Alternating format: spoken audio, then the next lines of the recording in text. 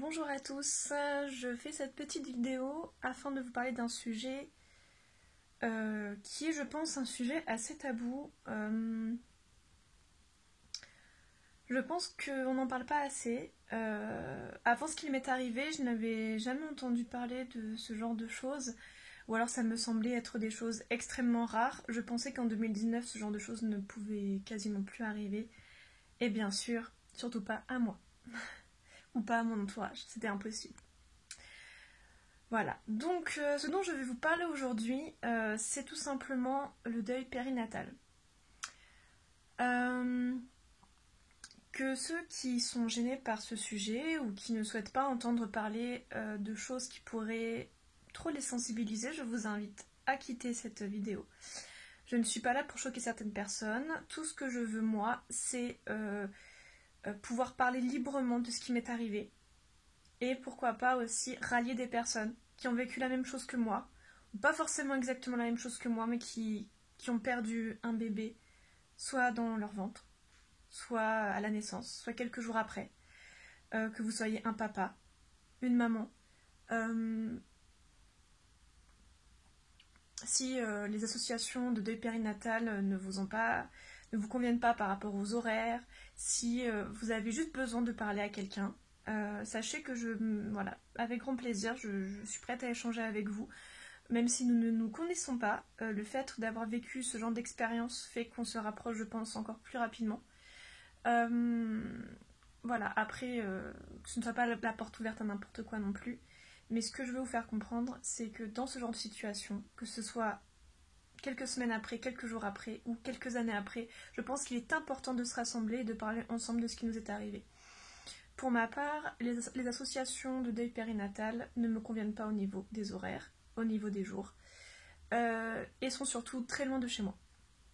Donc ça me paraît très compliqué, et je pense que dans la situation dans laquelle nous nous trouvons, plus les choses sont compliquées, plus ça nous paraît insurmontable. Donc voilà, si on peut faire des groupes de parole entre nous. Voilà, moi j'habite dans la région toulonnaise. Je m'appelle Amanda. Peut-être que certains me connaissent au travers d'une autre chaîne, YouTube. Si vous me connaissez déjà, je vous fais un petit coucou. Voilà, donc il y a quelques semaines, ça fait exactement 6 semaines aujourd'hui, mon mari et moi avons perdu notre petite Orlane. Orlane avait 9 mois. 9 mois de vie in utero. Et elle était à 15 jours du terme. Elle s'est retrouvée... elle avait son cou qui était enroulé de 4 tours de cordon. C'est pas très français, je recommence. Son cou était... Elle s'était enroulée le cordon 4 fois autour du cou. Et donc lorsque je suis arrivée le lundi à la maternité, parce que je trouvais qu'elle ne bougeait pas comme d'habitude, clairement elle ne bougeait plus du tout, mais je ne voulais pas le concevoir. On m'a annoncé donc qu'il n'y avait plus de battement cardiaque et qu'elle était décédée dans mon ventre. Voilà. Voilà ce qui m'est arrivé. Orlane sera pour toujours mon premier enfant, sera pour toujours ma fille. Nous l'aimerons toujours. J'aurai toujours une place pour elle dans mon cœur. Le temps m'aidera. Le temps vous aidera aussi. Sachez-le. Pour l'instant, j'ai l'impression d'avoir un trou béant au fond de moi. Un trou noir géant, très profond, dans lequel je ne trouve pas de sortie, qui s'enfonce de plus en plus profond. Mais je sais qu'avec le temps, ça va devenir une belle cicatrice qui sera sensible, mais qui sera beaucoup moins dure à porter. Je ne veux pas que son souvenir soit un fardeau. Je veux penser à elle en bien, en positif. Lorsque les personnes me demandent si mon bébé est né, lorsque les personnes me demandent comment je vais, j'accueille ça avec bienveillance, avec du positif. Parce que leur question est bienveillante, parce que c'est gentil de leur part, parce qu'ils n'y sont pour rien, parce qu'ils ne peuvent pas savoir. Parler d'elle me permet de me donner l'impression qu'elle vit encore. Pour moi, elle vit encore, même si son corps est inanimé. Elle vit toujours, elle vivra toujours pour moi. Mon mari et moi, nous sommes encore plus rapprochés qu'avant. Nous avons toujours été très amoureux, mais là nous sommes encore plus amoureux depuis ce qui s'est passé. C'est une expérience atroce qui nous a rapprochés. Nous aimerions qu'elle soit avec nous, bien sûr, hein, c'est une évidence.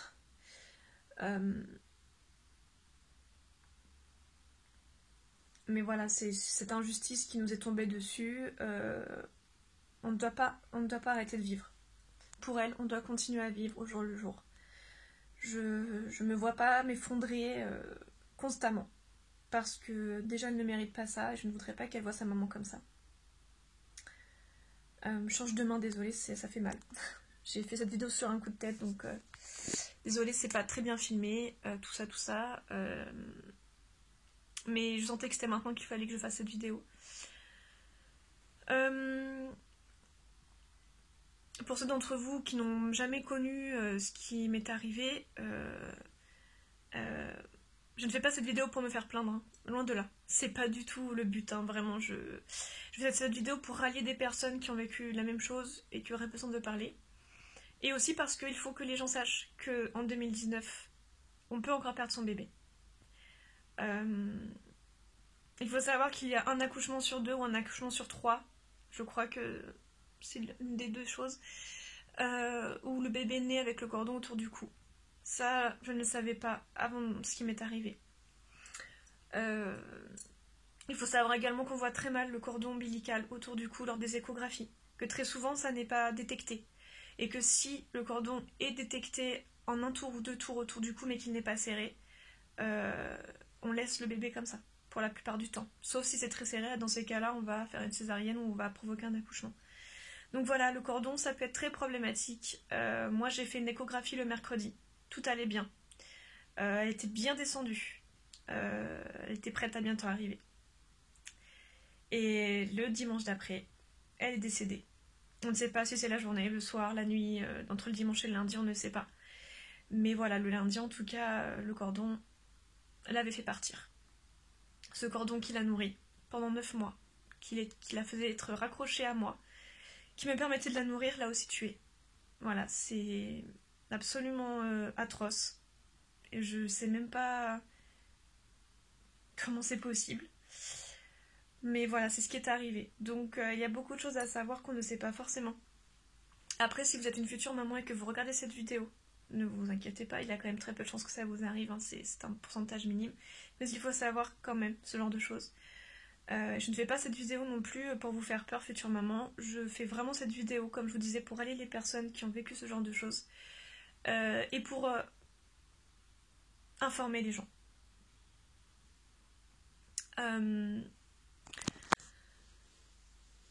J'ai passé une grossesse absolument merveilleuse. Je n'ai pas connu les nausées. Je n'ai pas connu... Enfin, j'ai vraiment eu une grossesse merveilleuse. Bien sûr, comme toutes les futures mamans, j'ai été très fatiguée. J'avais des sautes d'humeur, j'avais des grosses fringales.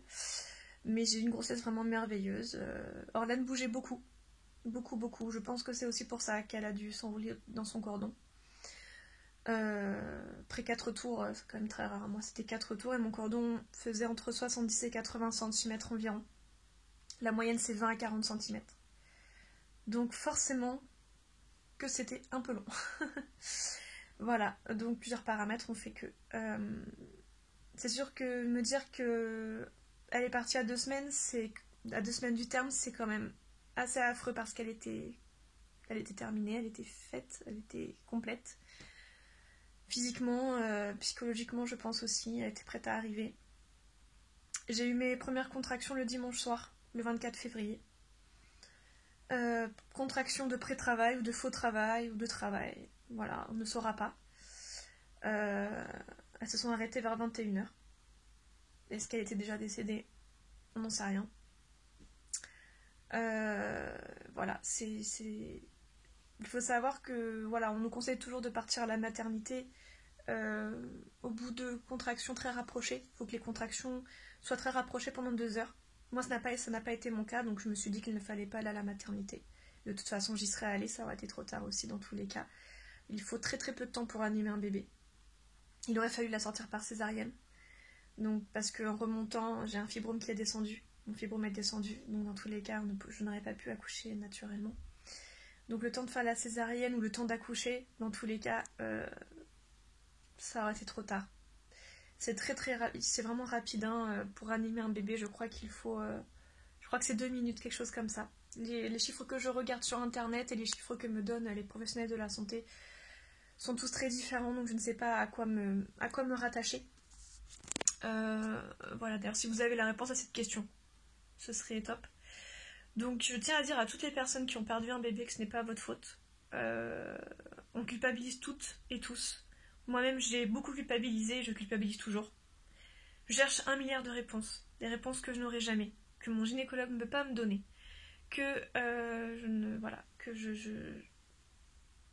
que j'aurai jamais. Voilà, il faut vivre avec ça. Et je sais que pour beaucoup d'entre vous, c'est peut-être comme moi. Que c'est ça qui vous fait le plus mal. De ne pas avoir de réponse, de ne pas savoir exactement la date de la mort. Enfin, l'heure ou la date de la mort. Ça dépend de votre histoire, bien sûr. De savoir si vous auriez pu faire quelque chose. Tout ça. Dites-vous que... Non, enfin... Après, à part bien sûr s'il y a un problème qui vient des médecins ou de l'hôpital, là c'est complètement autre chose. Mais vous-même, vous n'auriez rien pu faire. Si votre bébé est mort dans votre ventre. Le temps que vous vous en rendiez compte et le temps que vous alliez accoucher, c'est trop tard en fait. Là où on peut agir, c'est lorsque le cordon commence à se serrer un petit peu, ou quand il y a une détresse cardiaque, là on a le temps d'agir. Mais dans un cas comme le mien, où le bébé est décédé dans le ventre, j'ai envie de vous dire, c'est pas possible. Donc vraiment, ne culpabilisez pas, essayez de vous enlever ce poids.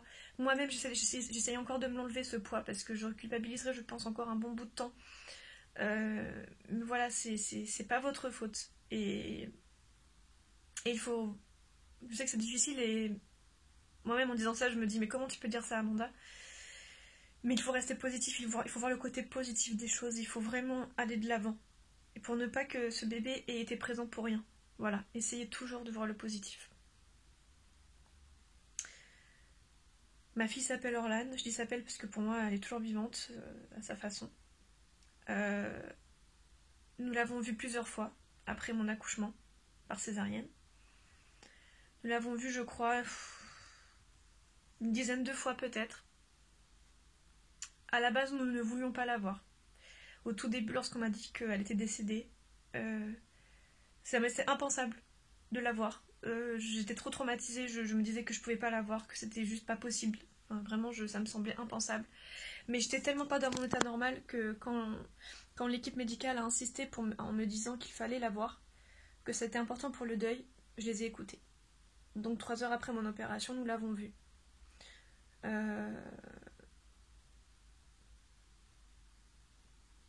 Donc inanimée, bien sûr. Elle était très très belle. J'ai reconnu les traits de mon conjoint et les miens sur son visage. On n'a pas vu son corps tout de suite puisqu'il l'avait habillé. Moi j'étais encore sous les effets des médicaments, donc j'étais un petit peu défoncée, on va dire. Donc je n'ai pas pu la prendre dans mes bras, j'ai pas pu réagir comme j'aurais voulu réagir. Parce que les médicaments m'empêchaient un petit peu de réagir. Puis après, je l'ai revue dans la nuit, à 5h du matin. On a demandé à la voir avec mon conjoint. Voilà, là, je l'ai embrassée, je lui ai parlé.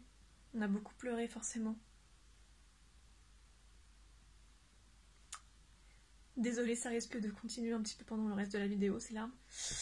Voilà, je voulais vraiment faire une vidéo nature peinture parce que je pense que c'est comme ça qu'il faut parler dans ce genre de situation. Il faut rester soi-même, il faut écouter son corps, il faut écouter ses états d'âme. Si vous avez envie de pleurer, pleurez. Si vous avez envie de crier, vous criez. Il faut vraiment vous exprimer. Il y a des personnes qui ont besoin de s'exprimer, d'autres qui ont besoin de rester plus dans leur coin. Mais dans tous les cas, il faut faire ce qui vous semble bon pour vous. Faites ce qui vous aide vous, en fait. C'est très important. Que ce soit un psy, que ce soit un groupe de parole, que ce soit de faire une vidéo comme je fais sur YouTube. Plein de choses. Par exemple, moi j'ai décidé d'écrire un livre. J'ai vu un psy. Je sais que j'ai pas besoin de thérapie du coup. Je sais que c'est pas ça mon chemin pour aller mieux. Je vais marcher dans la nature quasiment tous les jours. J'ai un régime alimentaire particulier. Voilà, j'essaye vraiment de faire ce qui me fait du bien. Je reprends le travail dans très peu de temps. Voilà, il faut vraiment vous écouter, c'est très important. Donc nous l'avons vu à 5h du matin. Donc le lendemain matin de mon opération, je me suis fait opérer à 15h ou 14h, je me rappelle plus la veille. Moi c'était le mardi matin, 5h du matin, voilà. Donc là on a pu vraiment plus se recueillir, voilà. L'hôpital gardait son corps et nous l'amener quand on avait envie de l'avoir. On a eu vraiment un super hôpital et un super suivi, on était vraiment avec une équipe au top. Et voilà, donc après, moi en plus j'avais été opérée, donc ablation du fibrome plus césarienne, donc c'était une opération assez lourde. Donc il fallait que je sois aussi en mode survie. J'avais ma peine, mais il fallait aussi que je me force à me lever, malgré les vertiges, malgré que je tombais régulièrement par terre.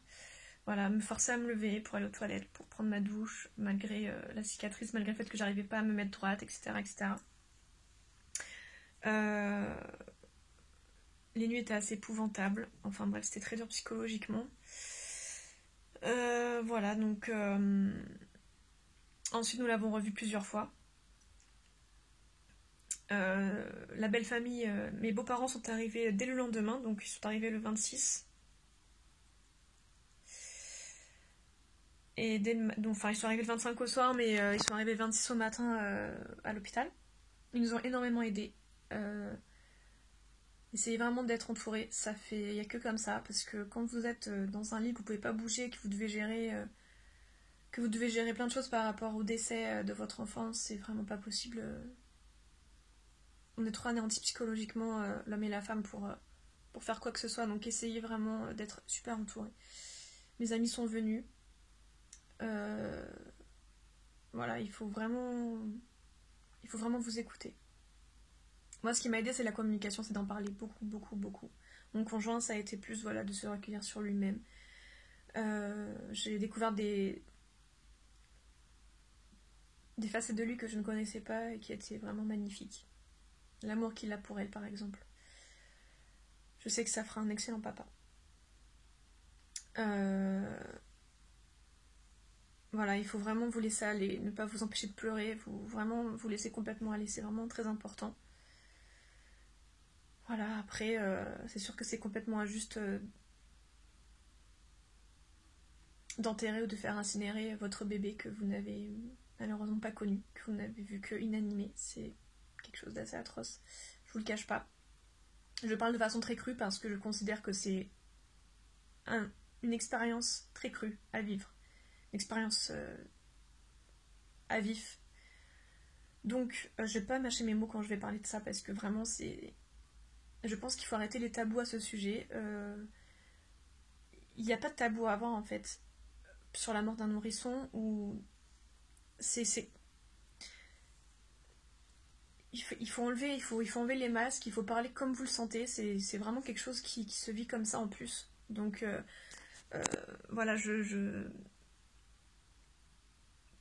quand j'ai des personnes qui me disent alors votre bébé, comment il va, etc. Par exemple quand je fais mes prises de sang ou quand je suis au contact de clientes et que quand je dis qu'il n'y a pas que je n'aurai jamais malheureusement la chance de connaître mon bébé, on a l'impression que tout de suite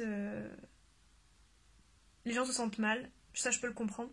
Après, bien sûr, comme je disais, j'accueille positivement leurs questions parce que c'est quelque chose de très gentil de leur part et que ce n'est pas de leur faute et qu'ils ne savent pas. Après, c'est quand ils posent des questions et que je leur raconte, on a l'impression que les détails les dérangent. Mais c'est pourtant ce qui s'est passé. C'est 4 cordons autour du cou. C'est un cadavre, oui, c'est un cadavre de mon enfant que j'ai tenu dans mes bras, que j'ai embrassé, que j'ai accueilli. Mais ça doit pas être tabou en fait, parce que c'est en rendant la chose taboue qu'elle en devient de plus en plus gênante et qu'elle en devient affreuse. Moi, le cadavre de mon enfant, je veux pas le voir comme quelque chose d'affreux, parce que ça l'est déjà tellement que j'ai pas envie que les gens me mettent ça en pleine face en fait. Donc voilà. Donc oui, c'est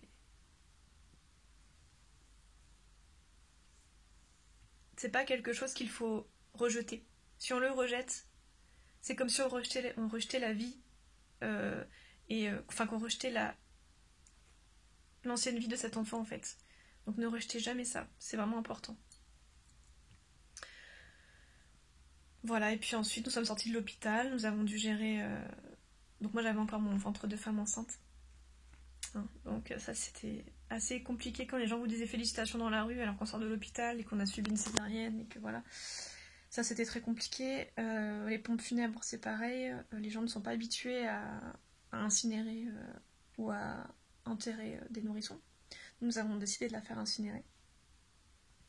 Ça a été une épreuve très compliquée, les pompes funèbres. Je vous avoue que même à l'heure actuelle, ça a été vraiment très très dur. En plus, moi j'étais extrêmement fatiguée. J'étais pas du tout remise de mon opération. J'avais perdu beaucoup de temps pendant l'opération en plus, donc j'étais très très fatiguée. J'avais les jambes très gonflées. Et puis bien sûr mon ventre de femme enceinte. Donc je vous avoue que non, c'est bon. Voilà.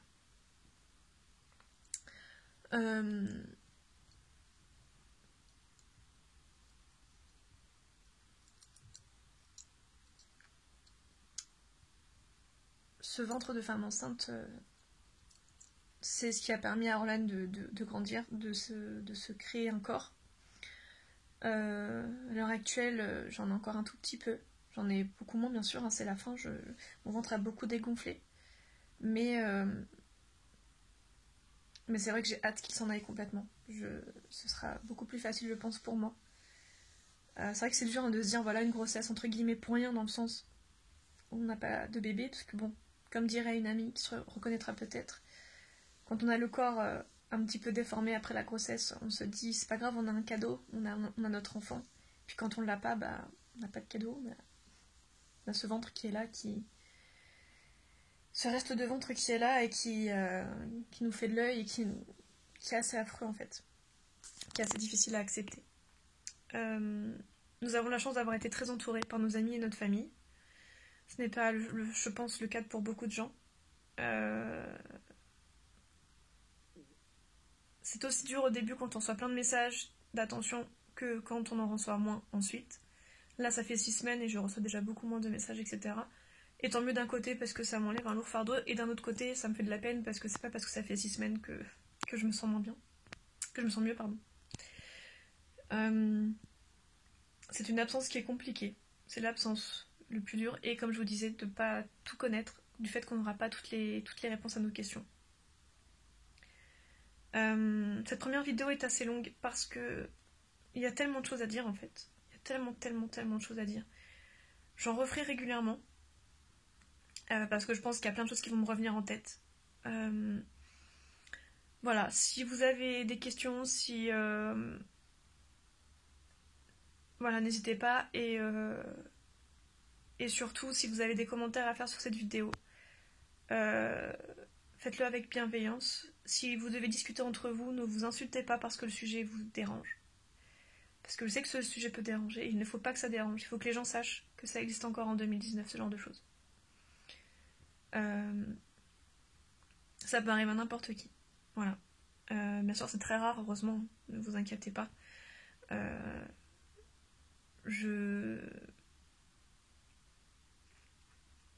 vous embrasse, ainsi que vos petits anges qui sont partis. Si vous avez un petit ange dans votre ventre, je vous souhaite tout le bonheur du monde. Et je reste vraiment très à l'écoute, et échanger avec vous me ferait le plus grand bien à tous. Voilà. Je vous embrasse et puis je vous dis à bientôt. Au revoir.